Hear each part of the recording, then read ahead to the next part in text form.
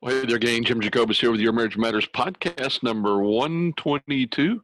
And Christie and I have a really cool treat for you today. We have just recently completed our first webinar titled Tough Talk for Tough Times. We did that on October 7th. And we had a great turnout, a lot of fun, and shared some awesome content feedback episode with it. You guys ought to break that into pieces and turn it into your YouTube channel, into your podcast. So that is exactly what we've done this evening. If you would like to see a full replay of the entire webinar after listening to this podcast, just send me an email, jim@teamjacobus.com. It's jim@teamjacobus.com, and I will actually send you a link to the webinar, and you can watch the entire thing. So this particular subject tonight, I want to make sure we say it again and again and again. Thank you so much, Megan and Ben Coleman, for your sharing with us this concept of I am not your enemy. And when Megan and Ben taught this to us, we just fell all over it, loved it. It was such a game changer for us to realize that when we were in tough times, we were struggling, that we're not each other's enemies. As a matter of fact, we're each other's best allies. And so we cover that, and we give you 5 very specific tips to make sure that as you get into discussing tough times, dealing with tough times, struggling with tough times, that you realize that I am not your enemy. That person sitting across from you or next to your side is actually on your team, and they want what's best for you, and they want what's best for the marriage. So again, enjoy this particular YouTube, if you will, podcast, if you will. I'm not sure how you're consuming our content. By the way, if you have not, please go to our Facebook page, Your Marriage Matters, and sign up there. We'd love to have you catching up with us on that Facebook page. We put a whole lot of additional resources in there for you. Go to YouTube and look up Your Marriage Matters, and you can watch the video of this, actually. And that's where I'm going to send you to watch the entire video if you'd like to see it. And if not, if you're consuming this as a podcast, please subscribe to that podcast and let us know how we can serve you. So again, enjoy this evening. Today's YouTube channel, Tough Talk for Tough Times. It's a replay of just a part of the webinar we did on October 7th. Hope you guys have a great day. Take care. I want to make sure that we take a few moments to say thank you to Ben and Megan Coleman. We first learned this from these two guys, amazing couple. Ben is in leadership at Sugar Creek Baptist Church. We've had the privilege of teaching with him. And they taught us this concept of I am not your enemy. And if you look at that picture there, if you're talking about tough times, babe, I think they may have gone through something that I can't even fathom how tough it would be. And Christie's going to explain that to you here. You see the picture of Ben and Megan, 2 of the finest people you'd ever want to meet. You see you see their 3 children that are sitting with them, and then you see them. They have a picture of a young toddler, and Bennett was their son who was diagnosed with cancer and went through the struggle and unfortunately did not survive. And if you can think of all the things that would cause tremendous stress on a relationship, I can think of nothing worse than losing a small son and watching them struggle through that. And they had to go through a process in the grieving process, because there's a lot of times where the problems are between the couple, but there's a lot of times, more often, that the problems that the marriage experiences comes from outside, and there is probably no way that you could comfort a spouse with that type of grief and that type of loss. So the content that we're fixing to share with you is something that they gleaned from this very tragic experience. And I think it's one, though, that we can take some of the information from and say, how could I apply this when I'm dealing with a struggle, maybe not to the magnitude of losing a child, but how can I use some of this information to remember that my spouse is not my enemy? So here's a process that we learned from these guys. First thing is, I am personally committed to being the very best version of myself. If any of you know me very well, you know I'm always trying to learn, always trying to grow. And I think from the standpoint of our marriage, I consider it my primary responsibility to be the best version of Jim Jacobus I can possibly be. I was actually talking with a coaching client earlier today about that and how important it is to be self-aware, to be self-critical, to be willing to look at the way I've done things in the past and decide I don't want to do that anymore. So part of my responsibility in all of this, I am not your enemy, is I am absolutely 100% committed to becoming the very best version of myself. Okay. And the corollary to that is that I'm committed to being the best version of myself.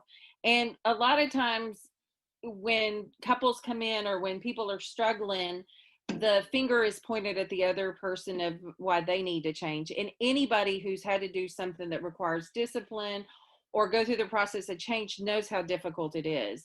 So a lot of times, if I'm working on being the best version of myself, is the place where most change is going to happen anyway. Yeah, one of the things that we find in the process is if I'm committed to being the best version of myself, and I know how hard that is, then whenever Christie slips or falls or doesn't live up to my expectations, I have a lot more grace involved. So those two things together kind of set the table. And then once we do that, we are committed to building the best version of Team Jacobus that we can. You hear us talk a lot about Team Jacobus and how important that is. We believe that the marriage, okay, is its own entity.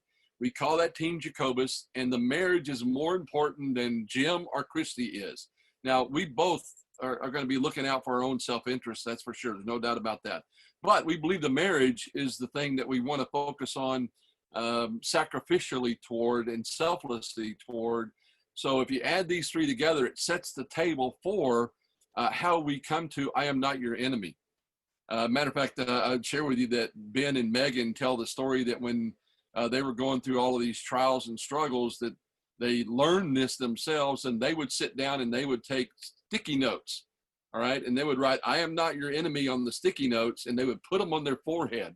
So when they were talking with each other about something that was difficult or something they were struggling with, they would look at these things and remind each other. I suggested Christie get a tattoo that says, I am not your enemy on there, and that I would get a tattoo that says, I am not your enemy on there. But we thought maybe away from each other's company that would create a lot of problems. So with that setting the table, here's the first thing. During tough times, all right, whatever tough time you may be facing, whether it's weather, whether it's COVID, whether it's job, whether it's money, regardless of the tough time, and there's so many different versions of that going on out there right now, we may not live up committed to being the best version of myself. We may not live up to being an A player in our marriage because things are tough. And I know back when this COVID thing hit, Christie at the hospital had all kinds of incredible struggles going on. Yeah. And one of the things that, you know, when Jim says we all want to be thought of as being a good, you know, person, an A player and everything. And I just remember thinking there was a lot of times with all the balls that you're juggling and with all the roles and responsibilities, I was letting a lot of things drop.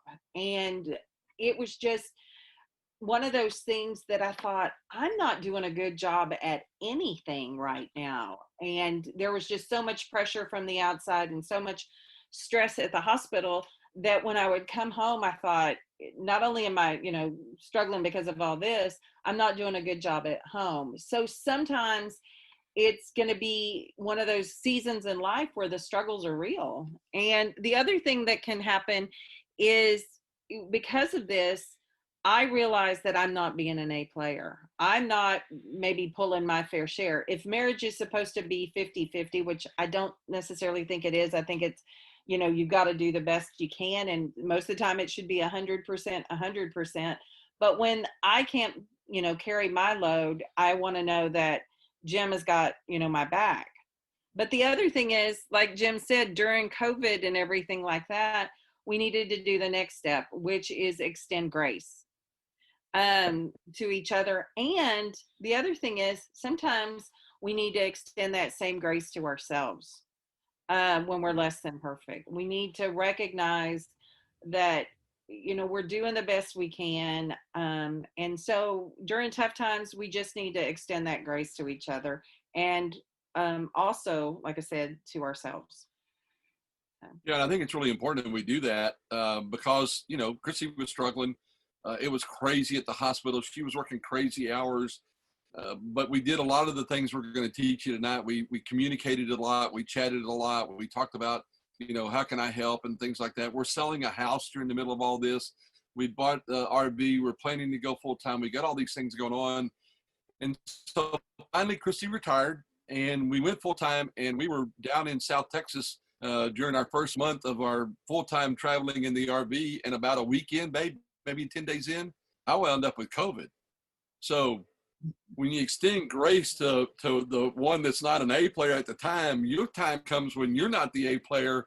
And I don't know what I would have done without Christie's care and Christie's love and Christie's grace. Because talking about not an A player, I don't think you could qualify me as a F player. I was in bed on my back for a good 2.5, maybe 3 weeks. So what goes around comes around, and when you extend grace, then you'll find out you receive grace. So I'm not your enemy. We're both committed to being the best version we can. We both know we're all in on this thing. So when things are tough and one of us is not an A player, I'm not your enemy allows us to extend grace to each other because we both know that to be true. And so that's our first idea, our strategy is I'm not your enemy. And again, thanks, Ben and Megan. We appreciate you guys. So one of the things that I oftentimes get is, what do you do if you feel like your partner is the enemy? What if you think that there are situations or struggles going on where you and your partner are not aligned and he or she really is the enemy? And that's a reason why you seek help, because when you can't see them as being on your side or part of your team, that's really a reason to kind of say it's time to look for some help, that you can't recognize that person as being your teammate. Okay.